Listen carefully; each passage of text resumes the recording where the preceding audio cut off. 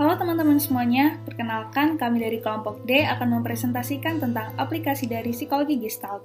Sebelumnya, apa sih Gestalt itu? Harusnya teman-teman udah nggak asing lagi sih sama yang namanya Gestalt, karena ini sering banget kita jumpain dalam kehidupan kita sehari-hari. Misalnya nih ya, teman-teman pasti pada tahu kan logo Samsung? Nah, pada huruf A-nya itu, kan tidak ada garis horizontal. Tapi kenapa teman-teman bisa tahu kalau itu bacanya Samsung? Itulah salah satu contoh dari psikologi Gestalt. Jadi, Gestalt adalah sebuah teori yang menjelaskan tentang proses persepsi melalui pengorganisasian komponen-komponen sensasi yang memiliki pola, hubungan, ataupun kemiripan dalam suatu kesatuan. Nah, sekarang yuk kita masuk ke dalam contoh-contohnya. Halo, saya Muhammad Nerul Arsa. Saya akan membahas mengenai prinsip Gestalt Proximity. Oke teman-teman, bisa kita lihat karya poster pada layar. Karya poster ini menampilkan sebuah gambaran pohon yang sedang ditebang, di mana penggambarannya dilakukan dengan cara menyusun elemen-elemen gambar secara berdekatan. Poster ini menyinggung mengenai pencemaran lingkungan yang terjadi di dunia saat ini, yang mana sebagian besar pencemaran alam saat ini disumbang oleh industri dan juga transportasi.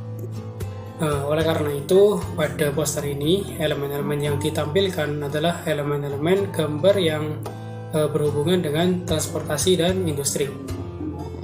Poster ini memberi pesan untuk menyudahi pencemaran yang dilakukan oleh manusia untuk mengembalikan keadaan dunia seperti semula demi masa depan yang lebih baik. Oke, penyajian visual seperti ini dinamakan dengan prinsip Gestalt Proximity. Proximity sendiri merupakan prinsip kedekatan dengan tujuan utamanya ialah objek-objek dipersepsikan sebagai satu kesatuan dan saling berhubungan, di mana kedekatan elemen-elemen pada suatu gambar dapat mempengaruhi bagaimana kita melihat elemen-elemen tersebut dalam satu kesatuan. Seperti pada poster ini, sebenarnya elemen-elemen yang ditampilkan adalah elemen mengenai elemen gambar transportasi dan juga industri. Akan tetapi, dengan penyusunan seperti ini, secara satu kesatuan menampilkan suatu bentuk baru dalam persepsi kita, yakni sebuah pohon. Bayangkan bila elemen-elemen ini diletakkan berpencar, maka akan sulit menangkap elemen-elemen gambar tersebut sebagai satu kesatuan bentuk pohon. Oke, itulah prinsip Gestalt Proximity. Selanjutnya akan dijelaskan oleh rekan saya. Selanjutnya saya akan membahas prinsip Gestalt Closure. Prinsip ini menjelaskan bahwa mata manusia memiliki kecenderungan untuk menyelesaikan bentuk yang tidak lengkap, kemudian merasionalisasi secara keseluruhan. Jadi otak kita tuh dirancang untuk mengenali suatu objek secara utuh meskipun sebenarnya objek tersebut tidak utuh. Prinsip ini menggunakan teknik negative space dalam penerapannya. Apa itu negative space? Negative space adalah area kosong yang bukan merupakan unsur atau elemen dalam desain. Kalau masih bingung, saya akan memberikan contoh. Misalnya pada logo USA, karya desainer grafis terkenal bernama Sean Serio ini. Secara sekilas, kita bisa langsung membaca huruf-huruf pada logo ini. Ada huruf U, huruf S, dan huruf A. Namun bila diperhatikan lagi, huruf S ternyata tidak dibuat utuh seperti pada huruf U dan A. Huruf S ini seolah nampak menyatu pada latar belakang atau area kosong di sekitarnya, yaitu warna putih. Contoh lain bisa kita lihat pada logo World Wildlife Fund. Kita sudah pasti bisa mengenali bentuk logo tersebut yang merepresentasikan hewan panda. Kita pasti tahu bentuk figur panda ada di sana meskipun panda tersebut tidak digambarkan secara utuh. Kita bisa melihat bagian atas logo sebenarnya itu kosong dan menyatu dengan background atau latar belakang. Otak kita berusaha melengkapi bagian-bagian kosong dengan informasi yang sudah tersimpan di otak sebelumnya. Maksudnya kan kita sudah pernah melihat hewan panda. Nah, otak melengkapinya berdasarkan informasi tersebut.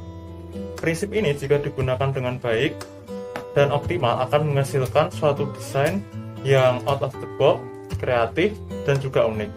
Meskipun demikian, penggunaan prinsip closure ini membutuhkan banyak kehati-hatian. Kita sebagai desainer harus benar-benar tahu dan paham apa yang harus dihilangkan dan apa yang harus ditampilkan agar desain yang dihasilkan tidak mengaburkan informasi yang hendak kita sampaikan. Mungkin sekian penjelasan tentang prinsip closure pada teori desain. Selanjutnya akan disambung oleh teman saya. Terima kasih. Contoh yang selanjutnya yaitu figure ground. Jadi, mata akan memisahkan seluruh objek dari latar belakangnya untuk mengidentifikasi apa yang sedang dilihat. Jadi, hal ini sangat mengacu pada hubungan antara ruang positif dan ruang negatif karena persepsi seseorang ketika sedang melihat objek pada bagian atasnya itu lebih kuat dibanding background-nya. Hal ini menjadi menarik karena menjelaskan bagaimana sebuah objek dapat diidentifikasikan menjadi dua buah objek melalui permainan foreground dan background tanpa kita harus membentuknya menjadi sesuatu yang solid. Nah, di sini ada salah satu contoh karya ilustrasi yang kalau sekilas kita lihat menampilkan gambar polusi asap pabrik. Namun dengan memanfaatkan teori figure ground, gambar mampu menampilkan objek lainnya, yaitu seseorang yang mengepalkan tangannya ke atas, seolah-olah ingin menyampaikan pesan kegelisahan terhadap polusi udara dan menginginkan kebebasan. Jadi, Gestalt menjelaskan bagaimana secara psikologi seseorang dapat mencerna apa yang dilihatnya. Itulah tugas kita sebagai desainer, bagaimana kita tidak sembarangan dalam mengisi ruang positif dan negatif dari karya kita, sehingga orang dapat mengerti apa pesan yang ingin kita sampaikan. Contoh selanjutnya adalah kontinuitas. Kontinuitas adalah salah satu dari prinsip Gestalt yang merujuk pada laws of organization in perceptual form yang pertama kali diperkenalkan oleh Max Wertheimer pada tahun 1923. Prinsip ini menyatakan elemen-elemen yang tertata secara visual seolah mengikuti garis lurus ataupun garis kurva yang selaras akan ditafsirkan sebagai kelompok yang saling terkait. Bagi desainer, prinsip kontinuitas ini sangat penting karena penataan elemen-elemen pada prinsip ini nantinya akan mampu menggiring gerak mata kita menuju arah tertentu yang kita inginkan. Menggunakan prinsip kontinuitas ini akan membantu kita menunjukkan keterkaitan antara elemen-elemen atau objek-objek dalam suatu desain yang selaras. Kontinuitas terjadi ketika arah penglihatan bergerak dalam satu alur dari satu objek ke objek lainnya. Saya mengambil contoh desain yang menggunakan prinsip ini, yaitu desain logo space. Kita bisa melihat ada garis lengkung yang disusul oleh gambar bintang, seolah-olah gambar bintang ini bergerak dari huruf S menuju huruf E. Garis lengkung itulah yang seolah-olah menuntun gerak mata kita atau penglihatan kita berpindah dari objek satu ke objek lainnya, sampai akhirnya berhenti pada gambar bintang. Mungkin itu saja yang dapat saya jelaskan mengenai kontinuitas. Prinsip selanjutnya akan dijelaskan oleh rekan saya. Halo semuanya, saya akan menjelaskan prinsip similarity dalam teori Gestalt. Prinsip similarity ini secara sederhana dapat dijelaskan bahwa beberapa objek yang memiliki karakteristik yang sama, entah itu dari ukuran, bentuk, warna, atau orientasinya, maka dapat dipersepsikan bagian-bagian tersebut adalah menjadi satu kesatuan. Misalnya saja dalam logo Sun Microsystem tersebut. Dalam logo tersebut, objek inti adalah sebuah objek yang berbentuk seperti huruf U atau seperti huruf N jika dibalik. Namun dengan penyusunan seperti pada logo tersebut,